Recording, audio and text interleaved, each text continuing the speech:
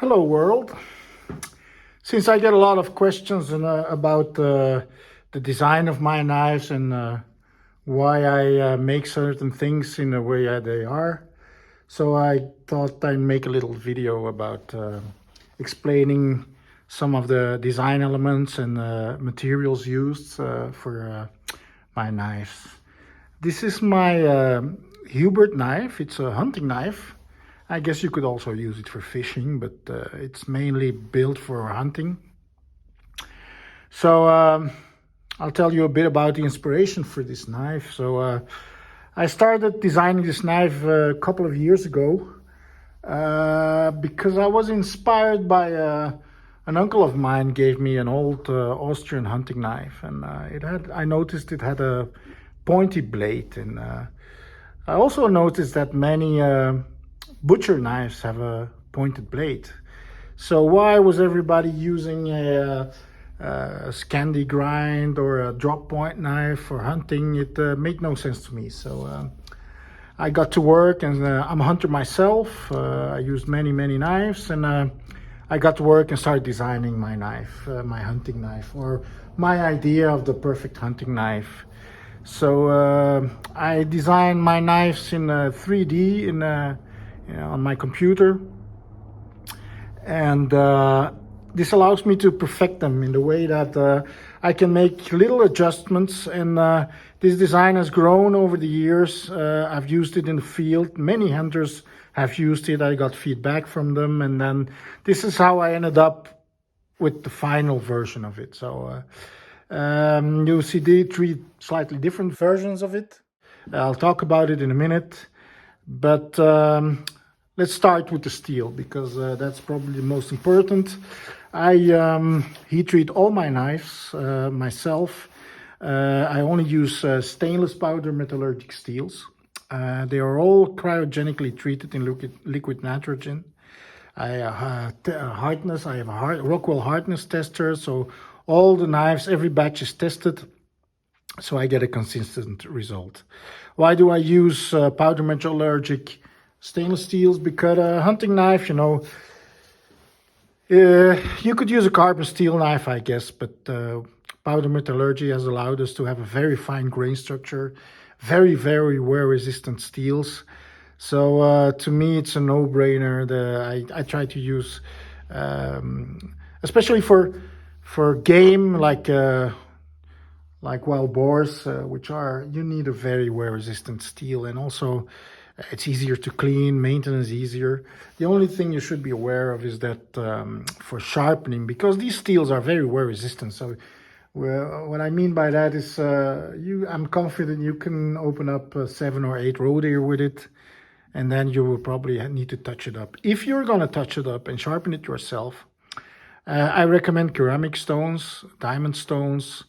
You could use a natural stone also, but it's going to take much longer. So also, I used to sharpen these at 17.5 degrees, 20 degrees per side. Edge geometry is very important for your edge stability.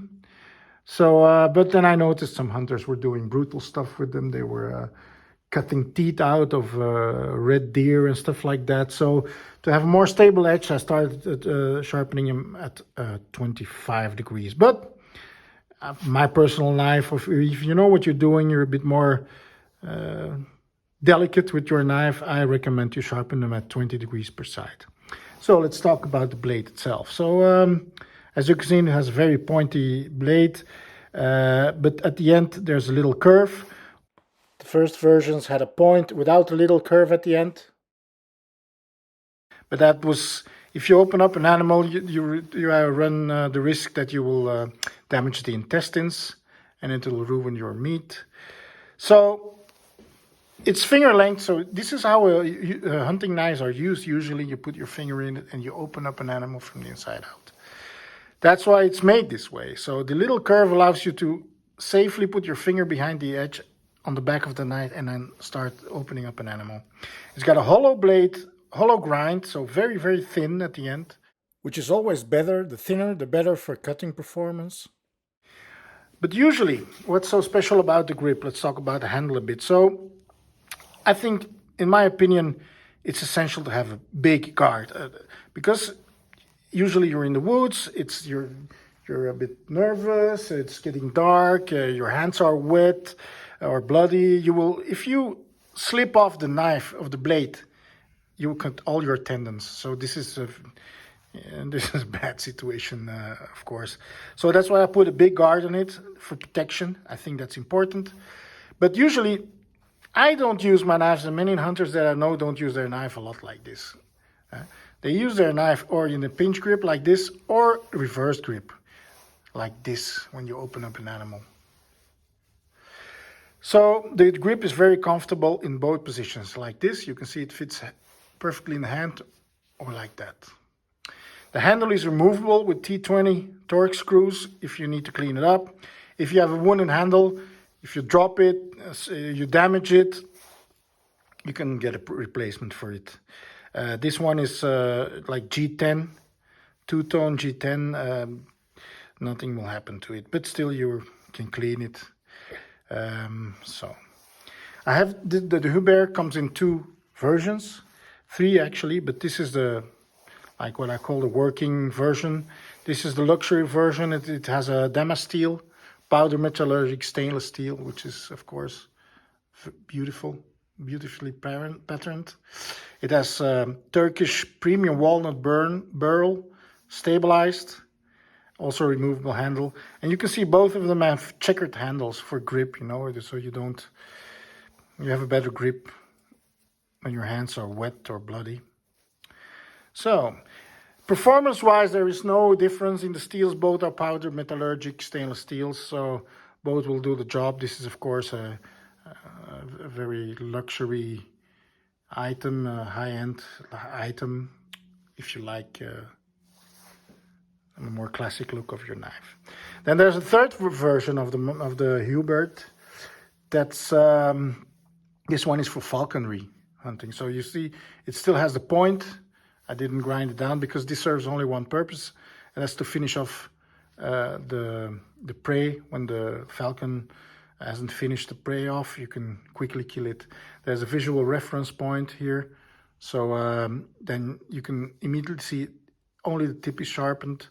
This is all dull, so you don't wound the bird, because these falcons are usually very expensive birds, and you don't want to wound your animal. So if you have any story about my Hubert knife, I would really like to hear about it. I know many hunters use this particular model. So let me know in the comments what you think about it, if you like it. I'm confident you will do 7 to 8 roe deers with it without retouching it. So wild boar is a bit more brutal, but I will be making a couple of these in Magna Cut soon. So I still have 3 or 4 spots left if you want. It will have a probably green micarta with the orange line backer. I mean, this part of it will be orange, and then green G10 or micarta with the checkered handle. And I have a little gift for you also.